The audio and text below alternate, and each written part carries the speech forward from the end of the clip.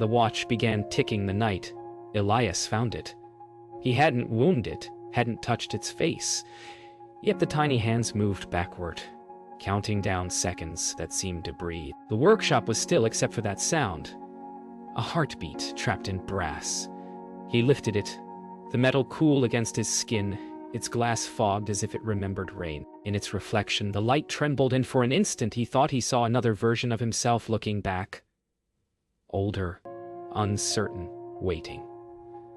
When the countdown slipped to 0, the air folded. Silence deepened. Then the floor shifted beneath his feet, and morning sunlight touched his face in a place he did not know. The same room, the same tools, but the air smelled of salt, and the photograph on the table showed him smiling with someone he did not recognize. And softly, somewhere inside, a question unfurled like smoke. What if time remembered what we tried to forget? Elias sat still for a long time, listening to the faint hum of clocks he didn't remember building. Each tick carried a rhythm he almost recognized, as if it were borrowed from another version of his life. The room was the same. The cracked walls, the smell of varnish, the way sunlight painted amber shapes across the floor. But everything felt slightly out of place, like a dream half remembered. He reached for the photograph again. The woman's smile was warm, familiar even, yet her name refused to surface. His chest tightened. He whispered, "Mara." The sound trembled in the air, uncertain. From somewhere beyond the doorway, a kettle whistled. He turned, heart quickening, the echo of her footsteps approaching.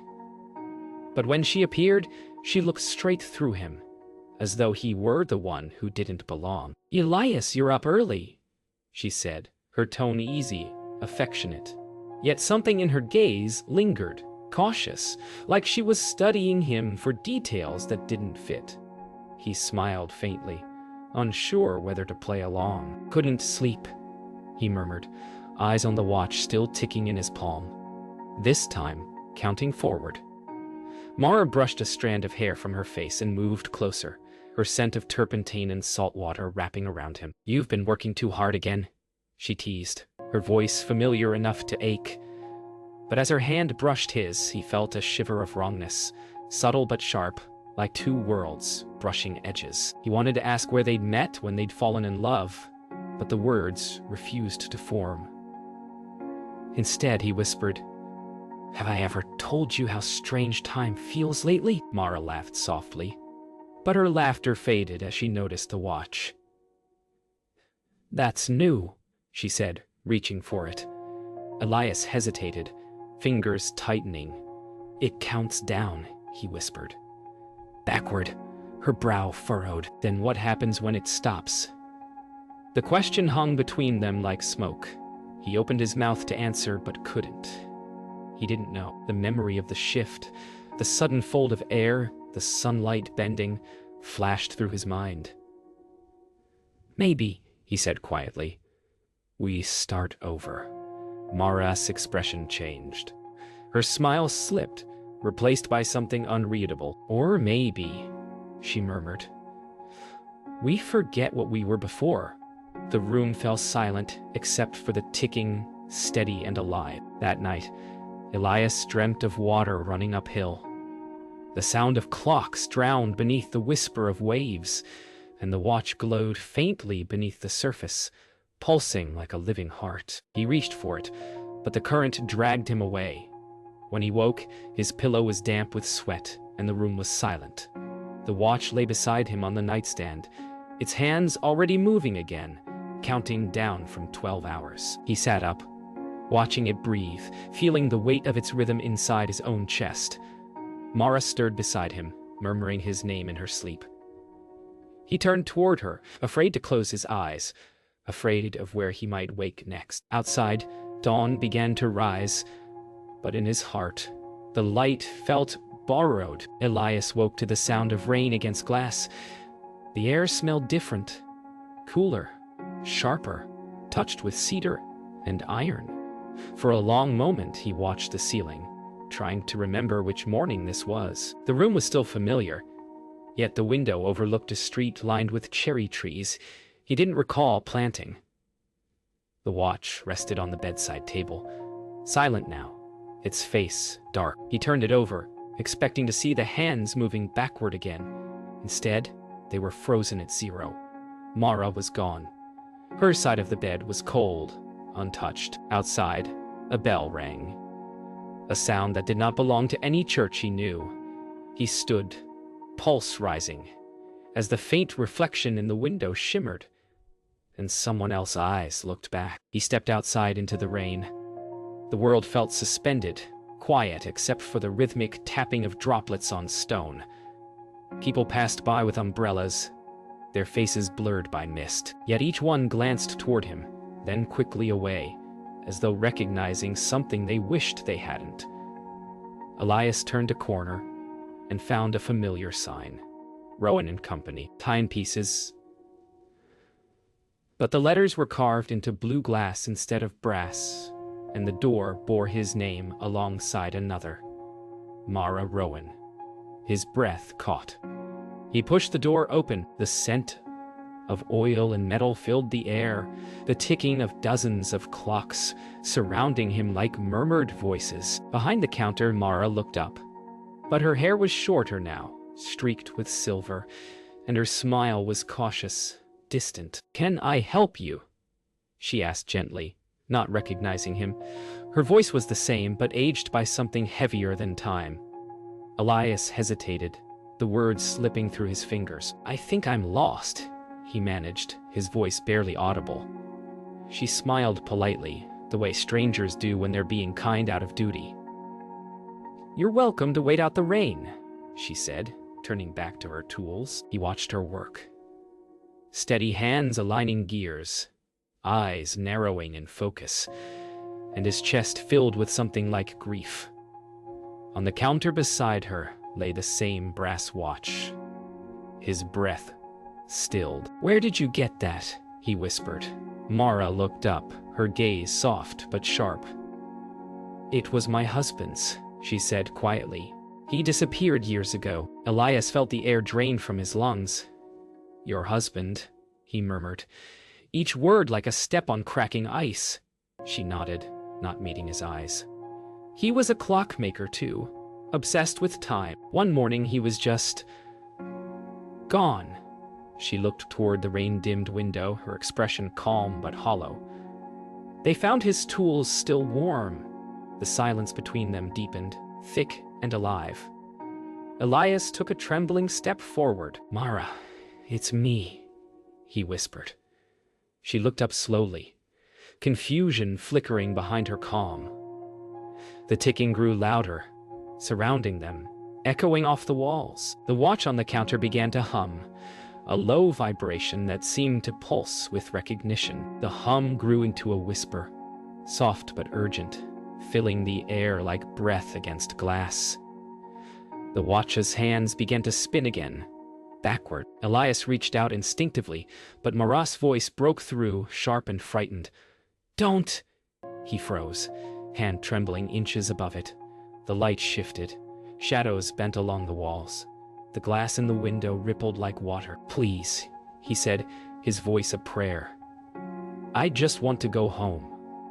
Mara's eyes glistened, filled with something between pity and terror. "Maybe," she said softly. "There isn't one." The second hand struck 0. The light imploded, and once again the world folded in silence.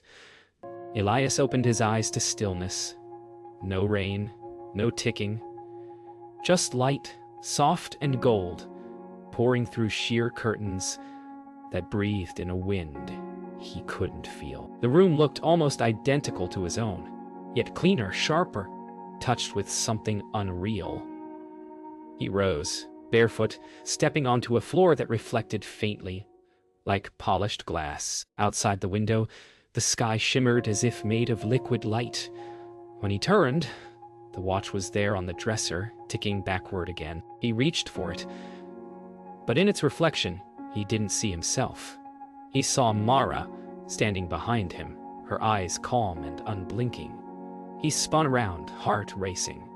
The room was empty, and yet her voice whispered, close enough to feel, You followed the wrong reflection. He walked outside into a world without shadows.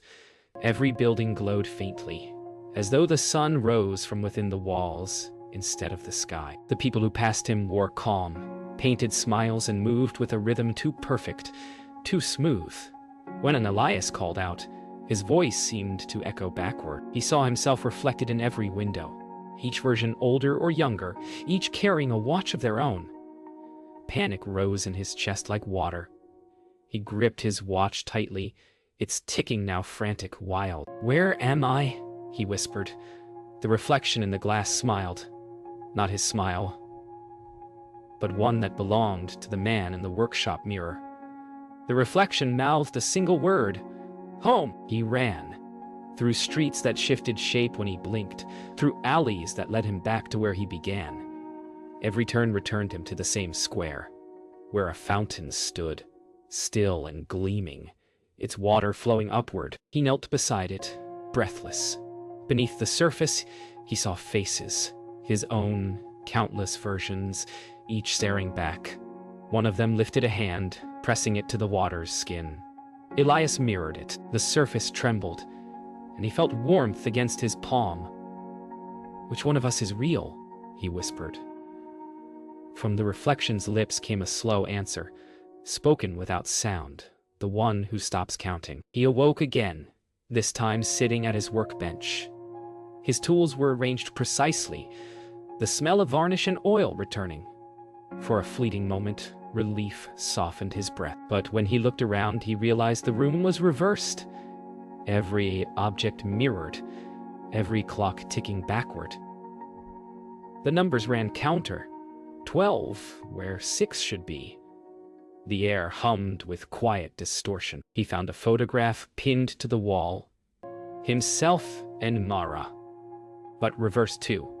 His left hand where his right should be, her eyes on the wrong side of her face. He whispered her name, his voice echoing strangely, returning to him reversed, syllables folding inward like a language he almost recognized. He lifted the watch once more. It was heavy now, trembling faintly in his palm. The ticking had slowed, like a heartbeat nearing stillness. He turned it toward the light and saw faint etchings he'd never noticed before. Tiny, perfect lines forming a phrase. To return, forget the way. His throat tightened. "Forget?" he whispered. The reflection in the glass nodded. Then faintly, another ticking joined his. The sound of Mara's watch, somewhere nearby. He turned, eyes wide, searching the mirrors that surrounded him. From within one of them she stood, pressing her palm to the glass, her expression gentle, pleading. Her lips moved silently.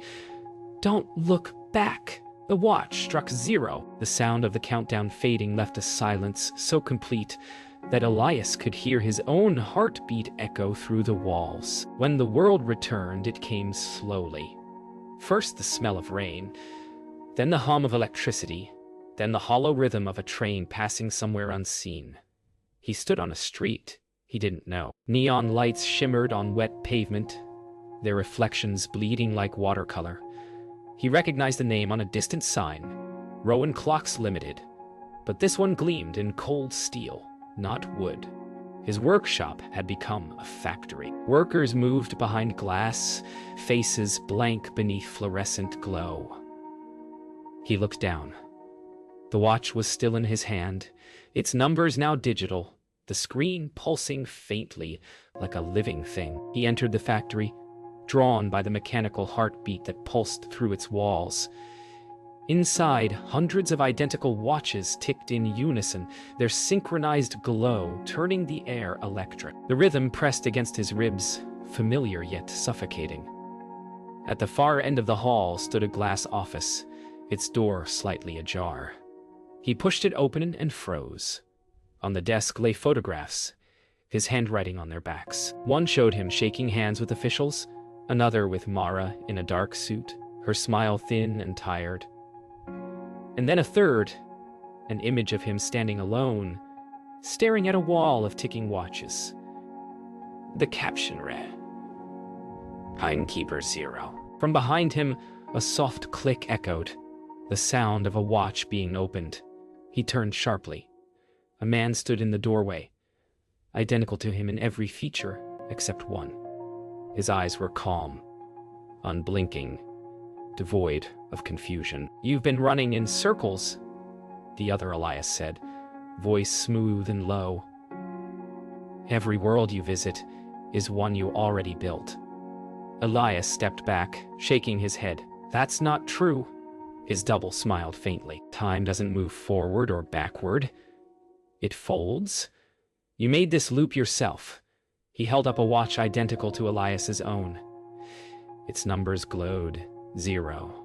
And now the reflection murmured, "You must choose which one of us stays." Elias felt something break inside him, a trembling recognition that the man before him wasn't an intruder, but the version who'd stopped counting.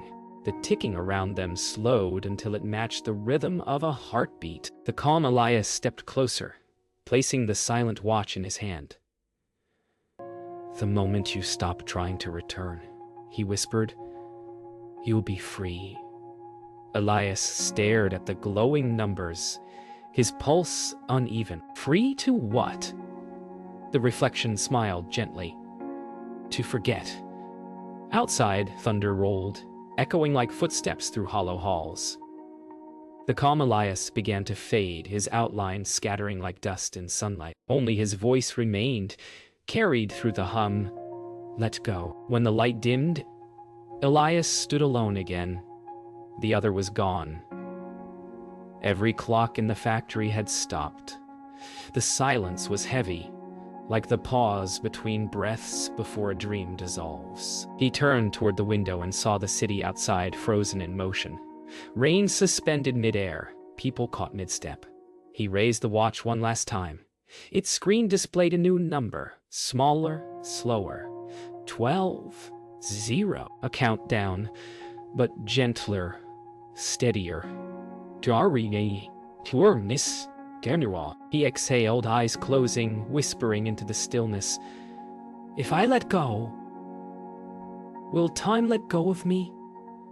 The question lingered, unanswered, as the first second faded from the clock face, and the world exhaled with him. Elias woke to the smell of paint and sea air. The light was warm, golden, trembling softly across a canvas half-finished in front of him. He was sitting in a small coastal studio, windows open to the sound of waves. For a moment, peace settled in his chest. The kind of peace that feels earned, not found. Brushes rested in jars beside him, each one tipped with dried blue. Then a voice hummed quietly from the next room. He froze. It was Myra's voice, gentle, unhurried, humming a melody that felt older than memory. He stood, heart trembling, walking toward the doorway, and there she was, standing by the window, painting the sea. When she turned to smile at him, she said softly, "You're early, love dot." He wanted to run to her, to hold her, but his body moved carefully, as though the air might shatter if he reached too quickly. "You're here," he whispered, afraid to blink. Mara laughed softly, setting down her brush. "Where else would I be?" The question ached. He stepped closer, eyes drawn to the small brass watch hanging around her neck. It was his, but older, worn to dull silver. "Do you ever think," he asked quietly, "that time folds back on itself?" Mara looked puzzled. "You used to say that?" she said, smiling faintly.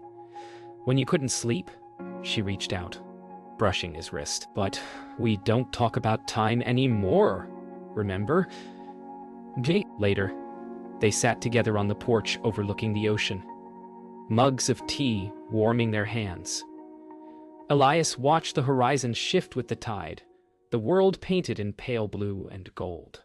For a fleeting moment, everything felt right. But when he glanced down, he saw the countdown again, etched faintly on the inside of his wrist, glowing through the skin. 0, 10:43. He froze, hiding his arm beneath the table. Mara noticed anyway. Her gaze softened, as if she'd been waiting for this. "You found it again, didn't you?" she whispered. He nodded slowly. It never really leaves. Mara took his hand gently, tracing the numbers with her thumb. Then maybe, she said, it's not counting down to leave. Maybe it's counting down to stay. Night came quietly, wrapping the studio in blue shadows. Mara painted by lamplight while Elias repaired an old clock on the table beside her. Their silence was peaceful. Two rhythms aligning, time moving gently between them. Then the watch on her neck began to pulse with faint light. Elias froze. Mara. She looked up, calm but knowing. It's all right, she whispered. You've been here before. He shook his head. Not like this. The ticking filled the room, louder now, merging with the sound of the waves outside. She rose, stepping close, her hand finding his. Whatever happens, she said softly, don't be afraid to stay. The final seconds began without warning. The air shimmered, bending around them like heat over glass. Elias gripped her hand tighter, refusing to let go. Not again, he whispered. Not this time. The countdown on his wrist flickered, the numbers blurring into light. Mara smiled through tears, her voice steady as the sea. You can't stop time, she said. But you can decide where it ends. The watch flared between them, gold turning white. For a heartbeat, he saw every version of their lives layered in one. The rain, the mirrors, the factory, the silence. And then there was only light, warm and endless. When it faded, the watch lay still, and Elias breathed as if for the first time. Elias drifted through quiet light, neither asleep nor awake. The world around him was endless and pale, like dawn stretched into forever. There was no sound, no ticking, no breath, only the faint pulse of warmth beneath his skin. He couldn't tell if he was standing, floating, or simply remembering the idea of movement. Then, from far away, came a single sound, one slow tick. The air rippled. Shapes began to form. Shadows of clocks suspended in space, their faces open and turning, gears spinning with no weight. He whispered into the stillness. Mara. The words spread like smoke, twisting into the distance. And from the light, a voice answered softly. You're not lost. Elias, you're just between seconds. The light bent, folding into a narrow corridor that shimmered like liquid glass. Elias stepped forward, the surface rippling beneath his feet. As he walked, fragments of his life unfolded along the walls, tiny scenes frozen in motion. There he was as a boy, fixing his first clock. There was Mara, laughing in a rainstorm. Each step brought him closer to moments he'd forgotten, or perhaps never lived at all. He reached toward one, his hand trembling as his fingertips brushed the image. It dissolved into dust and time. He closed his eyes, whispering, If every second remembers us, what happens when we forget them? The corridor brightened, as if answering in silence. He reached the end of the corridor, where a single clock floated before him. Massive, silent, its hands unmoving. The surface was smooth as glass, reflecting not his face but the world he had left. The seaside studio, the warmth of Mara's smile, the unfinished painting of waves. His throat tightened. Is this what it means to stop? He asked. From behind him, Mara's voice answered close enough to feel. To stop isn't to end, it's to stay. He turned and she was there, luminous, serene. Her presence felt like the pause before a heartbeat. Still, but alive. She held her hand out toward him. You can rest here, Elias. You don't have to chase the hands anymore. He took her hand, and the world softened. The clocks dissolved, their faces turning into drifting petals of light. Together they stood in a vast expanse where sky met sea in endless horizon. The waves moved slowly, each crest a mirror of gold and silver. Elias felt the weight of every version of himself fall away. The clockmaker, the wanderer, the reflection, The man lost between seconds. Only warmth remained, and the steady rhythm of his heart. Mara smiled faintly. "You see," she whispered, "time never wanted to trap you. It only wanted to be remembered kindly." He closed his eyes, resting his forehead against hers. "Then let it remember us this way," he said. As the last fragments of time dissolved, Elias felt the faint vibration of the watch against his chest. He looked down. It had begun to count again, but this time forward. The numbers glowed softly, endless, not bound to any end. He smiled, realizing it no longer measured hours or days, but moments, each one their own small eternity. The light around them pulsed once, like a gentle breath. Mara whispered, "We're home." He nodded, the word carrying no beginning and no end. The ocean shimmered brighter, folding into the horizon until there was only warmth, stillness, and a single eternal sound, one soft, steady tick. The light faded into soft dawn. Elias opened his eyes and found himself sitting once more at his workbench. Dust floated gently in the sunlight, and the air carried the familiar scent of oil and cedar. Every clock on the wall ticked quietly. Not in perfect unison, but in harmony, like a chorus breathing together. The brass watch lay before him, warm against the wood, ticking forward with patient rhythm. For the first time, it didn't feel like a burden. He smiled faintly, tracing its curved surface. "So it never ends," he murmured. Outside, a gull cried over the sea. A kettle began to whistle in the next room, followed by the sound of Mara's soft footsteps. And Elias felt it then, the rare peace that lives in the space after understanding. Mara entered quietly, carrying 2 cups of tea. She placed one beside him, her fingers brushing his as she sat across the table. "You're working again," she teased lightly. He looked up, the warmth in her eyes anchoring him to the moment.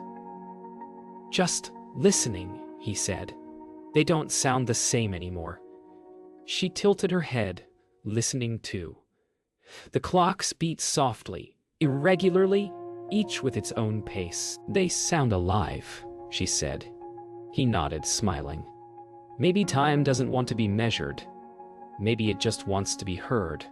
Mara leaned closer, her hand resting on his wrist where the faint mark of numbers had once glowed. "Then listen," she whispered, "before it forgets to speak." As the day unfolded, Elias stepped outside. The sea stretched endlessly beneath the pale blue sky, the waves breathing slow and steady. He walked down the narrow path to the shore, each step leaving soft impressions in the sand. The air was full of life, distant laughter, the hum of wind, the whisper of tide. He sat by the water's edge, holding the watch loosely in his palm. Its ticking matched the rhythm of the waves. "You've brought me everywhere," he said quietly, "and back again." He turned the watch over once more. The inscription that had once read "to return, forget the way" was gone. In its place, faintly engraved, were 3 words: "You are here." The horizon shimmered, and for a brief instant, Elias saw the lives he'd left behind. Flashes of the mirrored world, the silent factory, the dream of water running uphill. Each scene passed like a reflection across the surface of the sea, fading as quickly as it formed. He didn't feel loss, only gratitude. He understood now that none of them were wrong. Each version was a heartbeat in the body of time. Mara joined him, sitting close, resting her head against his shoulder. "Do you think it's over?" she asked softly. He smiled, eyes on the horizon. "Maybe it never was about endings," he said. "Maybe it was just about arriving." That night, as the moon rose over the quiet sea, Elias placed the watch on the windowsill.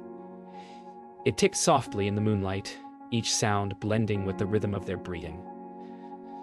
Mara slept beside him, her hand curled in his. He stared at the ceiling, listening, not to the passing of time, but to its stillness, The calm between each second. He smiled, finally understanding the question that had haunted him since the beginning. What if time remembered what we tried to forget? And in the hush that followed, the answer came like a whisper in his own voice. Then it brings us back. Not to where we were, but to who we've become.